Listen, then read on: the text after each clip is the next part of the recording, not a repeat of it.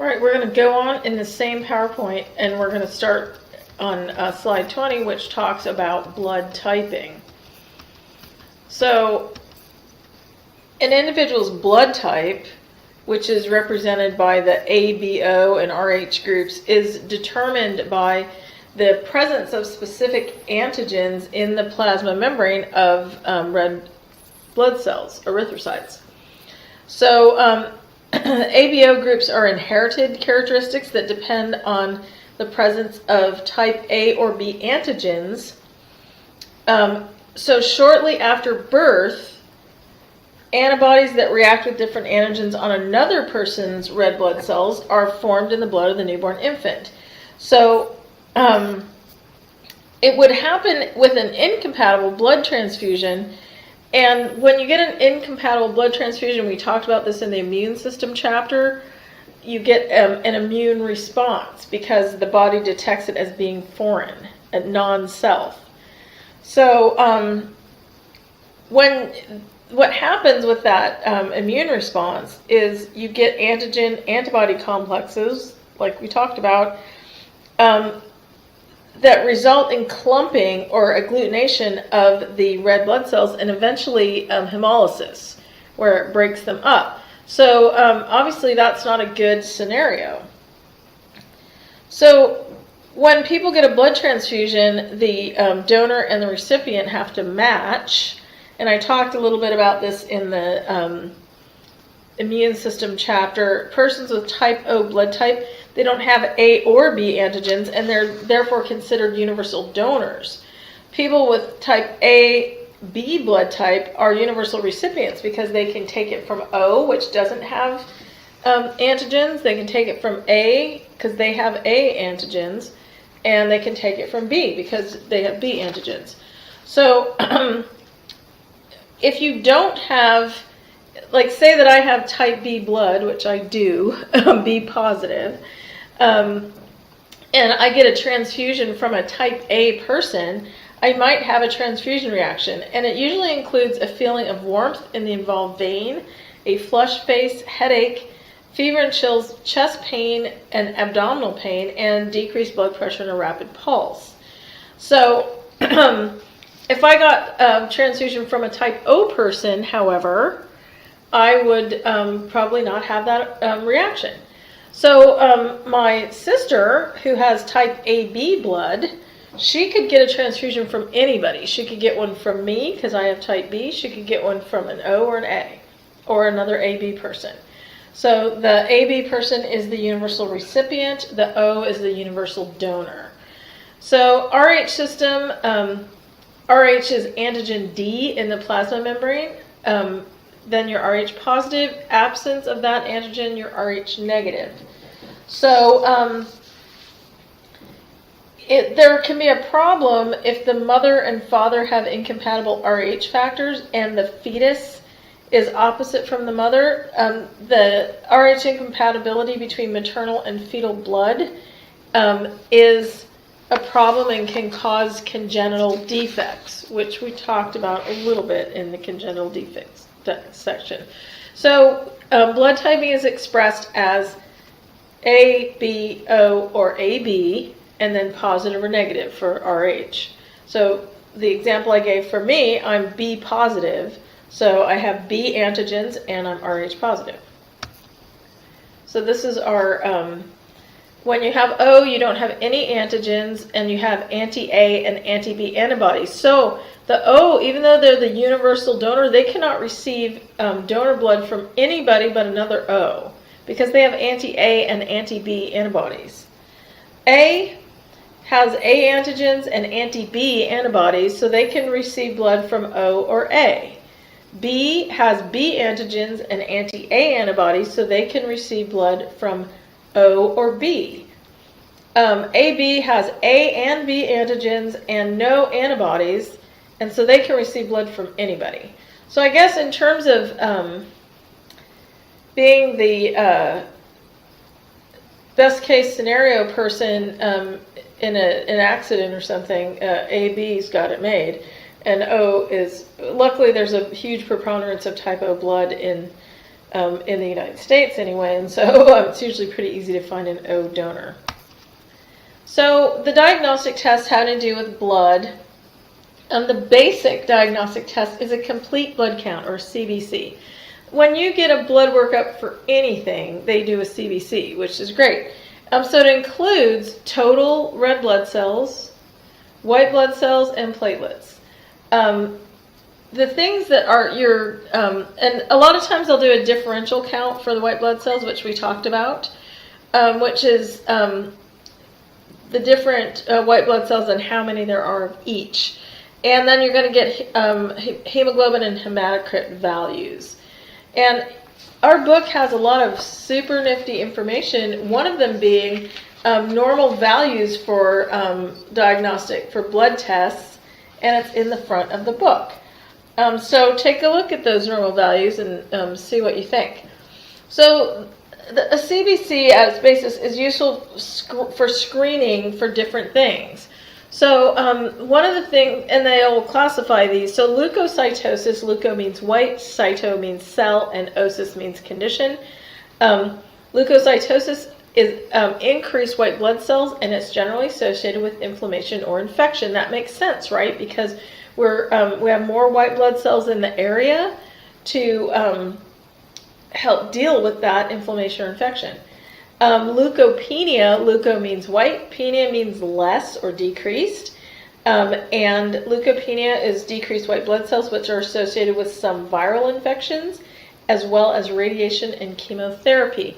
In the case of an allergic response, you will see in your differential count increased eosinophils. So the other thing that they look at with a blood smear under the microscope, they look at the morphology of blood cells, meaning the size, shape, uniformity, and maturity of cells. By looking at the morphology, they can detect different types of anemia. So the amount of hemoglobin is important. So the hematocrit is the percent by volume of cellular elements of blood. That's important because it's mostly red blood cells, and it's indicative of your fluid balance and your cell content. If you have a low red blood cell count, it may be indicative of anemia. With hemoglobin, it's measured, and the amount of hemoglobin per cell is shown by the mean cellular hemoglobin count, which is MCH, and that indicates the oxygen carrying capacity of the blood.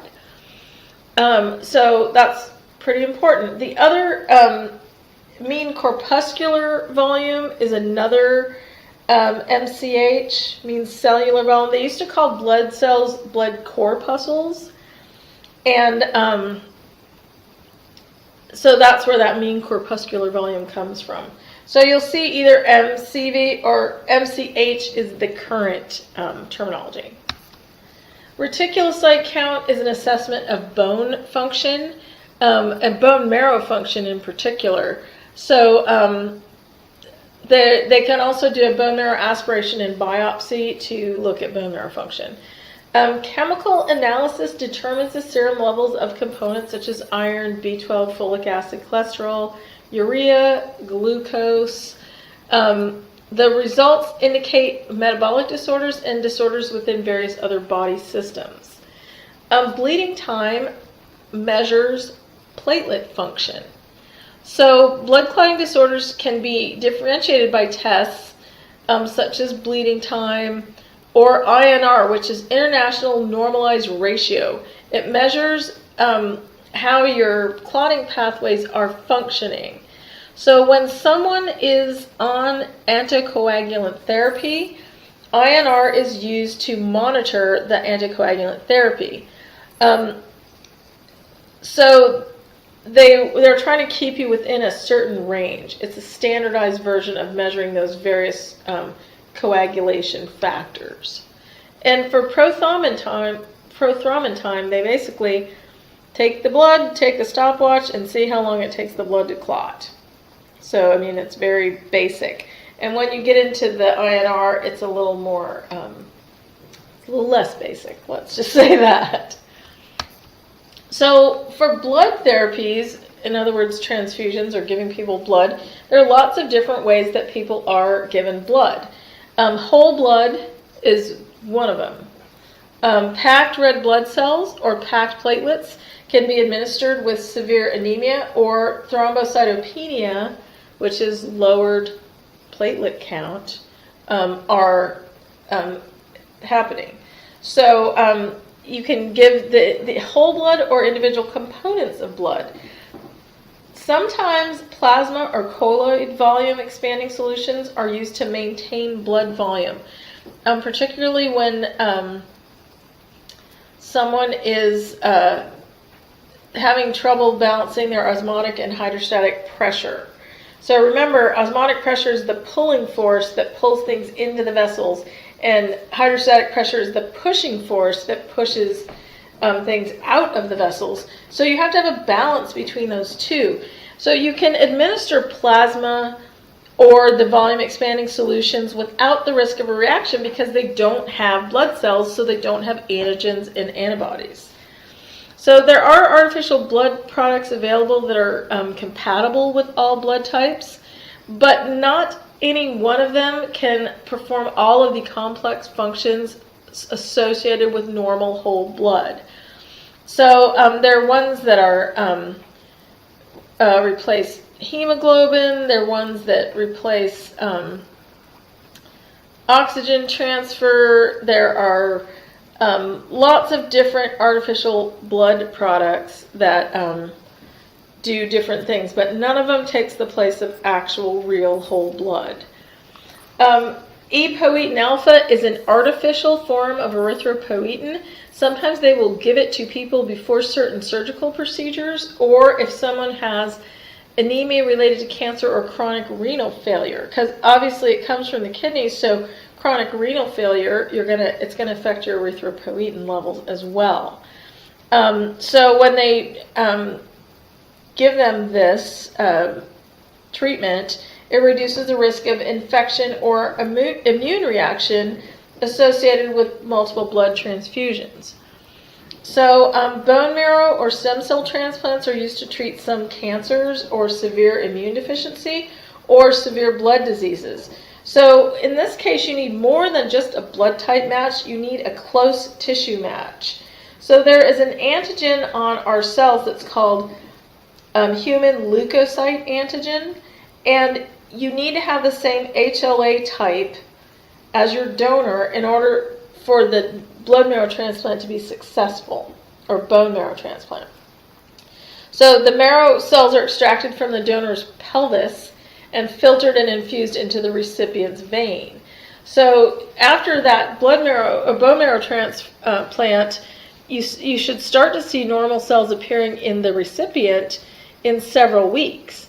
So sometimes they have to treat the person with chemotherapy or radiation to destroy tumor cells before they do the transplant. So it's a serious thing. If you get to the point where you need a bone marrow transplant, it's not the first thing they tried. I'll just tell you that. So people who lack blood clotting capability, so we talked about hemophilia in the genetic chapter,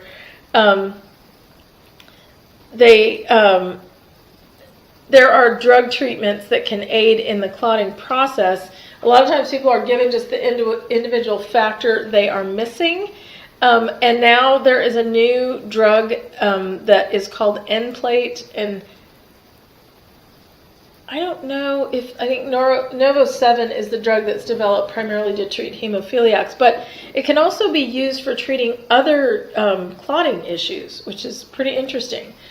So the problem is when you're giving drugs that are trying to form clotting, then you can have problems with clots. When you're giving anticoagulants, then you can have problems with bleeding. So it's one or the other. You have to look at both.